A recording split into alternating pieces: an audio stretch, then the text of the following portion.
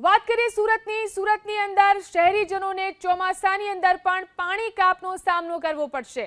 કોસાડ વિસ્તારમાં જળ વિતરણ મથક ખાતેથી 800 મીટર વ્યાસની કોમન હેડર લાઇન પર લીકેજ રિપેરિંગની કામગીરી કરવાની તેમજ 45 MLD અંડરગ્રાઉન્ડ ટાંકી સફાઈની કામગીરીના કારણે 25મી જુલાઈના દિવસે પાણી કાપ મુકાયો છે, જ્યારે કે 26મી જુલાઈએ અંશતઃ ઓછા પ્રેશરથી પાણી મળશે અને 27મી જુલાઈથી રેગ્યુલર પાણીનો સપ્લાય શરૂ થશે।